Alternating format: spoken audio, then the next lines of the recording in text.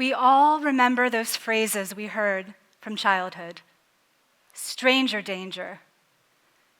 Don't talk to strangers. As adults, why are we still holding on to them when the real danger is disconnection? And how might our lives transform if we opened our world up to strangers? Let me tell you a story. The year was 2009, and I was living in New York City waiting for the crosstown bus on 57th Street when I encountered a memorable stranger. I rarely spent time in that part of the city. I had never taken the crosstown bus, so I didn't know the schedule. I waited some more. When enough time had passed, I asked aloud, to no one in particular, "Is this bus ever going to come?" An older woman stood next to me with light cinnamon-colored hair, bright lipstick, and an oversized coat. Without missing a beat, she replied theatrically, "One can only hope." Her name was Gwen. As if Gwen summoned the bus with her reply, turned around the corner and came screeching in front of us. We sat next to each other, chatted for a bit, and she invited me to join her for brunch the following morning. Now, I should mention that I was having a tough week and a particularly challenging day. My dad, who I was very close to, had passed away the year before. The grief was hitting me in new ways. His name was Fred. Remember this for later. After meeting Gwen, I went back to my apartment. It was a Saturday evening. I was in my 20s. Normally, I would have gone out.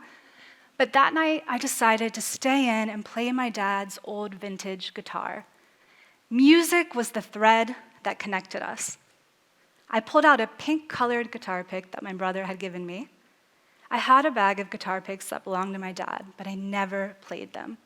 They were too precious, so I kept them locked away, safe in his guitar case. I played music all night as a deep peace washed over me. And when I went to bed, I leaned the guitar against the wall and put the pink pick underneath the strings.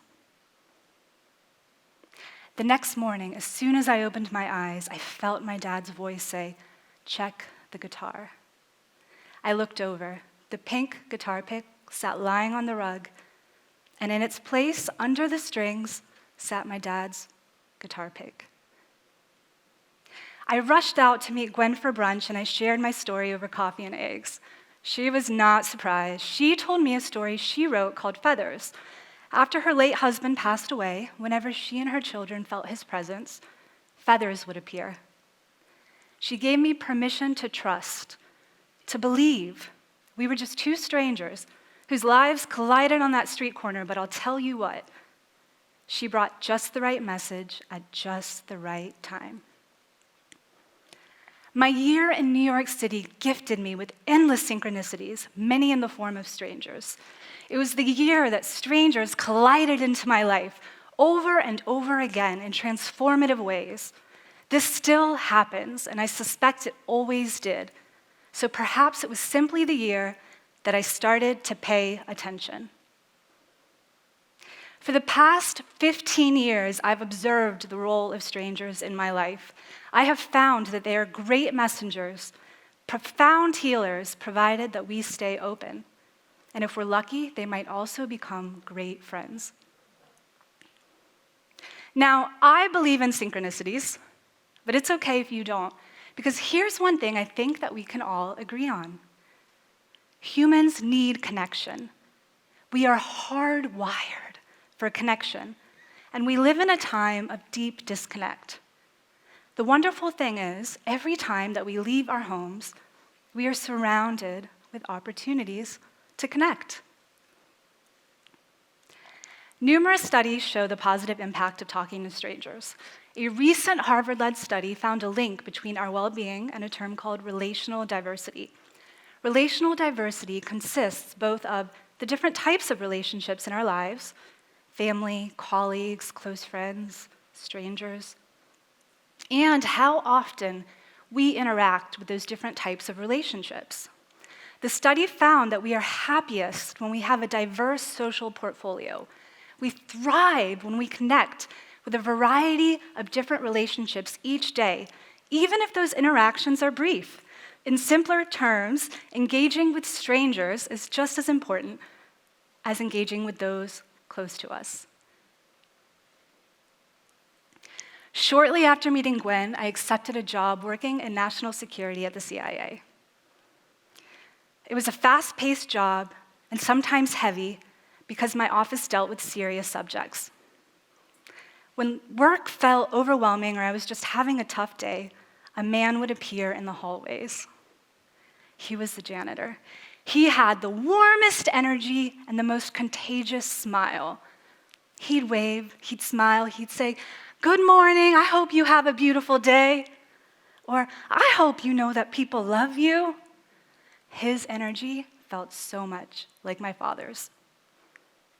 One day I went up to him and I said, "Sir, you bring me so much joy, and I always see you at just the right moment. What is your name?" "My name's Nadine." He smiled, he winked, and he said, "Fred. My name is Fred." Now, is this a coincidence or something more? Again, maybe it doesn't matter so much. He was a stranger who positively impacted my life by bringing just the right message at exactly the right time. Now, more than ever, we have to push ourselves to be open to the magic of strangers, to tune into each other in ways that we have not been. Our world is moving fast. Society has changed a lot in recent years, especially in terms of how we connect. We tend to stay in our bubble. More than ever, we rely on technology as a way to connect. And while technology is convenient, nothing replaces in-person connection. It's the heart-to-heart, soul-to-soul moments that nourish our soul, and it's up to us to reclaim them. I know some of you out there are thinking, "I can't talk to strangers. That sounds terrifying and awkward." Let me offer a new perspective. I believe that our experiences with strangers are the easiest of our human interactions. Strangers know nothing about us, nor do we know anything about them. We start conversations with strangers, knowing that we may never see them again. It's an interaction in the purest form, human to human. We can drop our walls and be surprised by what we receive. So, stranger danger? I don't believe in it. The truth is, I have always felt incredibly protected by strangers.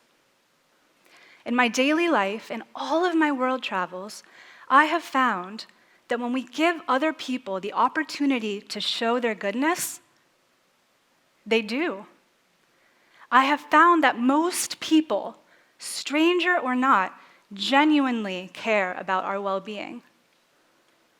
And I believe that interacting with strangers gives us an opportunity to practice discernment. And the more that we practice discernment, the better we get at it. And this strengthens our self-trust, which makes it even easier to talk to strangers. And by the way, everyone that you love was once a stranger. I'd like you to take a moment and think about somebody important to you. Maybe it's your partner or a best friend. How did you meet them? In what ways do they enrich your life? Aren't you glad that you took a chance on this person? And think of all of the possibility ahead, all of the wonderful ways your life will be shaped for the better by people you don't even know yet, because they are still strangers. Not everybody that we meet in a hallway or on the corner will stay in our lives. Some will be fleeting guests along our journey. But I'm here to remind you that even fleeting interactions can still be profound.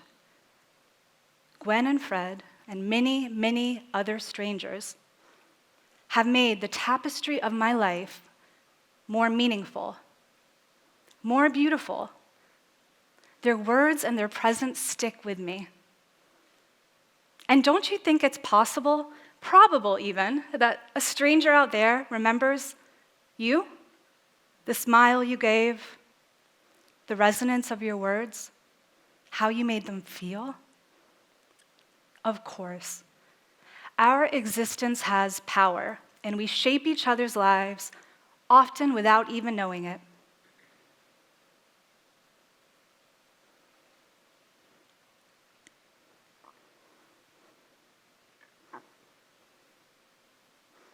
As an experiment, I'd love to encourage you to be open to the synchronicity of chance encounters. Use every opportunity as a chance to connect, as a chance to be vulnerable and open the doors of possibility.